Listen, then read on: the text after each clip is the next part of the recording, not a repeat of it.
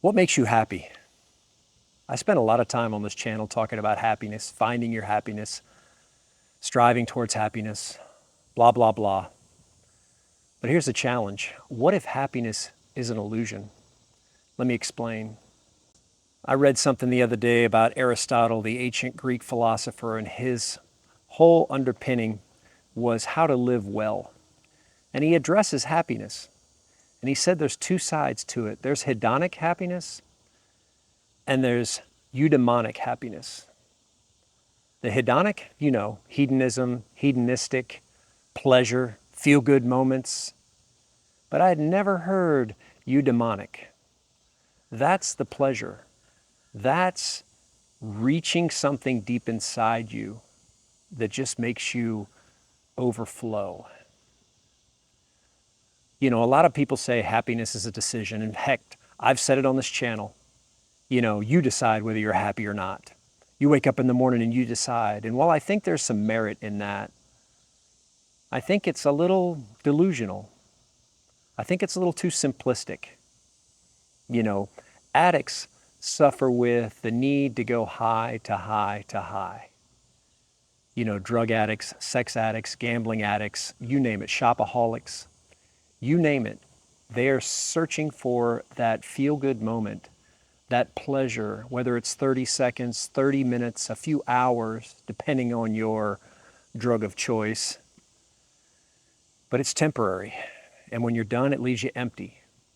It leaves you wanting more, striving for more. Give me some more. Give me some more sugar. Give me some more heroin. Give me some more alcohol. Give me that high from buying something. It's empty. So when you seek that pleasure, you're happy for a short period of time, aren't you? Well, if you're not an addict or you don't suffer from those things, we've all dove headfirst into the donut box at work, haven't we, at one time or another? That made me feel good for 15 or 20 minutes. But it didn't give me any long-term happiness, long-term achievement, fulfillment. I'd never heard the term eudaimonic before. I had heard fulfilled, I had heard achieving, I had heard striving, all those things. And all those sort of encompass Aristotle's thought on that. You've got to find something within you, something that finds, or something that scratches that itch, if you will. Not just that feel-good moment, but that feel-good lifestyle. What is it? What are you struggling with? Do you have a lack of purpose? And you think, when I find my purpose, I'll be happy? Are you struggling with a job you don't like? When I find that job that I love, I'll be happy. Is that you? Are you struggling with those things? Heck, when I go out this weekend with the boys, I'll be happy. Yes, you will for a short period of time. But what is the thing that fills you up? What is the thing that brings you joy? Everlasting, I don't want to use the word pleasure because that's getting into the other side of things. But it just, euphoria? No. What am I looking for here? Just satisfaction. Satisfaction, I think that's it. When you're striving and doing things, when you're investing in yourself, or maybe investing in the other person or other people, you find satisfaction in that. I like to stay relatively fit. I like to eat well. I like to work out. Well, I like to do those things because of the everlasting satisfaction of I'm becoming a better person. I like to pour into people. It's one of the main reasons I started this YouTube channel, was to get things out of my head, help other people.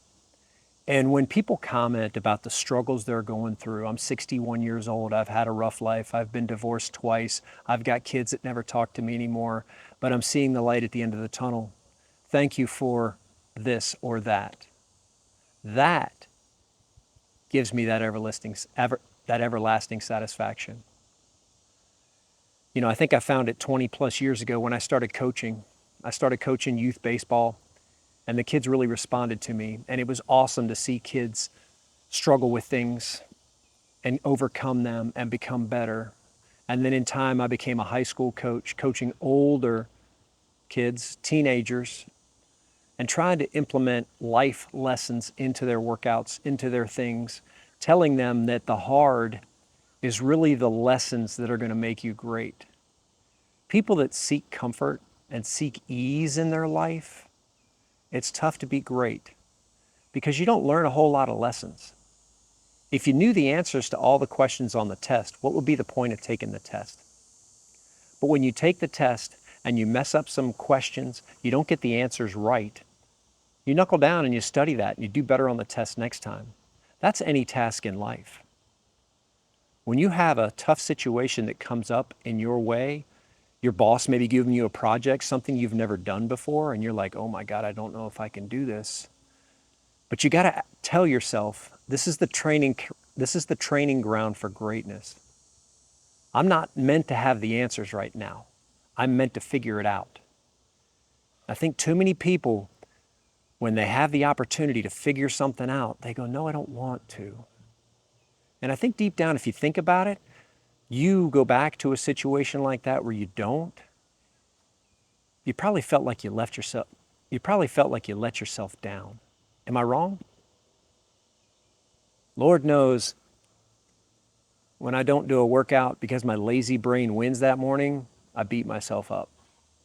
You didn't get better today. You're not on the way to where you want to be.